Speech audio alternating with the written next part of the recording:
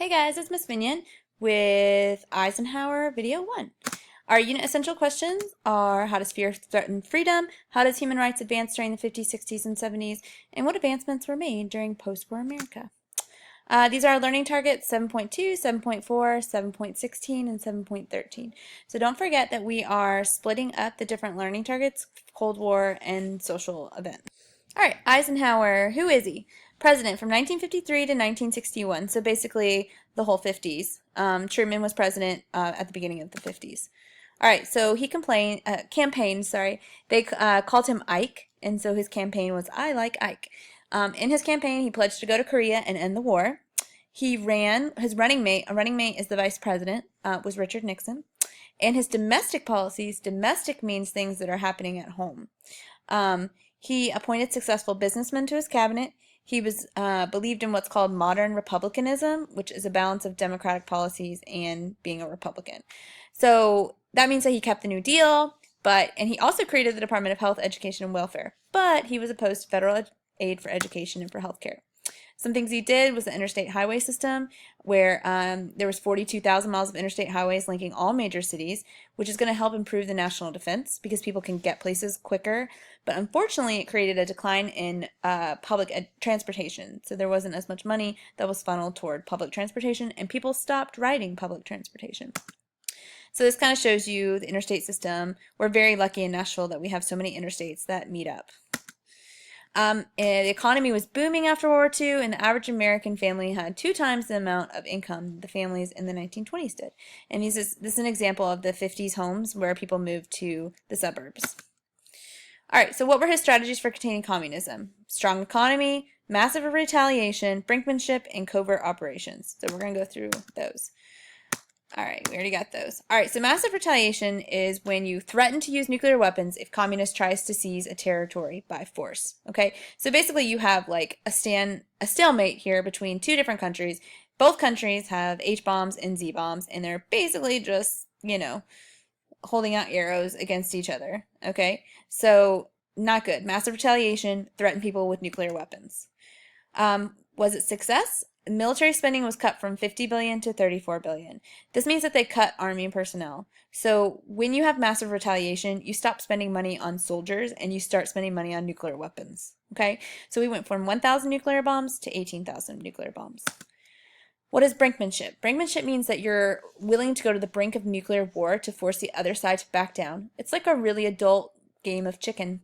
So some examples are the Korean War. We hinted to China that we were going to use nuclear weapons on them, so they signed the armistice.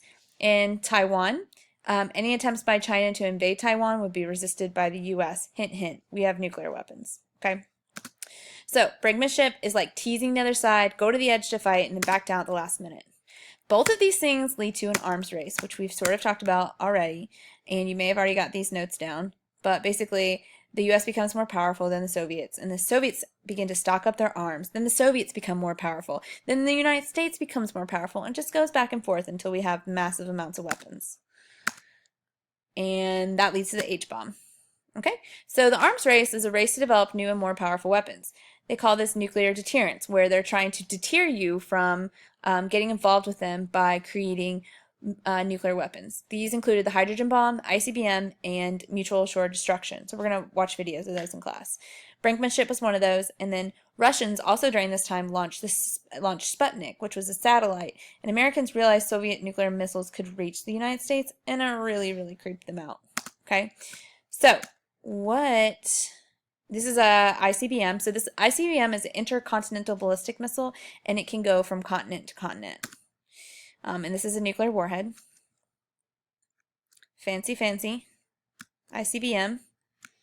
Okay, each line represents a vehicle that carries a warhead equal to 25 Hiroshimas. So this basically means that like these weapons are pointing in this path. Okay, the ICBMs, and they can go from one continent to another.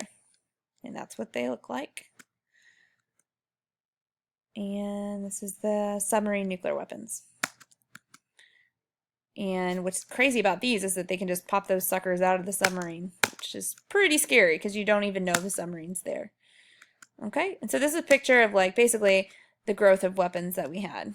All right, so I'm going through quickly. Sputnik, in 1957, the Soviet Union launched a satellite into orbit, and this made Americans fearful that they were going to fall behind, and they were scared of nuclear war. So in 1958, Congress responded with the National Defense and Education Act, which gave money to schools for math, science, and foreign language education. You may want to circle this and put out next to it Dwight Eisenhower. So this is one of the biggest things that he did. And also, I'm just realizing defense is spelled wrong, so spell it correctly, people. Okay. What else we got? All right, so here's a picture of Sputnik and basically like what it looks like here. And Sputnik just was a satellite that orbited, but the Soviets were the first to get anything up into space. This is going to spark the space race, which is going to lead America to becoming the first to step foot on the moon. Okay. So this is Dwight D. Eisenhower. Finally, in 1961, in his farewell address, he said, "Our arms must be mighty, ready for instant action. We recognize the imperative need for this development, yet we must not fail to comprehend its grave implications. In government, we must guard against the acquisition of unwarranted influence, whether sought or unsought, by the military-industrial complex. The potential for the disastrous rise of misplaced power exists and will persist." So at the end of his term, Dwight D. Eisenhower starts seeing that nuclear weapons are they're just not good, and they're going to lead to a society that we're not necessarily wanting. All right, so why he thinks it's clearly important to be ready for attack, he's saying that the arms race is very dangerous. All right, so this leads to public fears. The threat of nuclear war made people fearful. They built bomb shelters, and this is part of the Red Scare that we covered in America already. Okay, so last slide for today. There's unrest in the world. I'm going to show you some pictures with this too, so don't get too excited. Asia. In Asia, they had the fall of Indochina, which is divided into Cambodia, Laos, and Vietnam. And Vietnam is divided upon the 17th parallel with the North Communist and the South Capitalist, just like the Korean War. The domino theory is what they came up with at this time that basically like reinforced the Truman Doctrine, and it said if one country falls to communism, then they're all going to follow communism. So we have problems in Asia. In the Middle East, we have the Suez Crisis, where the Soviet Union, British, and French disputed in Egypt. Eisenhower Doctrine basically reinforces the Truman Doctrine, saying that the U.S. is the leading Western influence and that they would give economic aid to any country threatened by communism. At the same time, OPEC, the Organization of Petroleum Exporting Countries, was formed, which is the Middle Eastern countries protecting against foreign influence in their oil. Here is a picture of Indochina. So you can see this is all French Indochina. It was a colony of France, and so they get their independence in. They're basically not independence, but it was divided up. Okay, so. This shows you the domino theory. If Vietnam falls, then all of these will fall, is what they're worried about. And then this is just propaganda. The Eisenhower Doctrine. Stop the spread of communism throughout the Middle East and Western Europe. A little movie voice for you.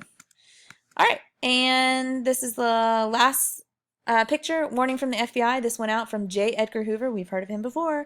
The war against spies and saboteurs demands the aid of every American. When you see evidence of sabotage, notify the FBI at once. When you suspect the presence of enemy agents, tell the FBI.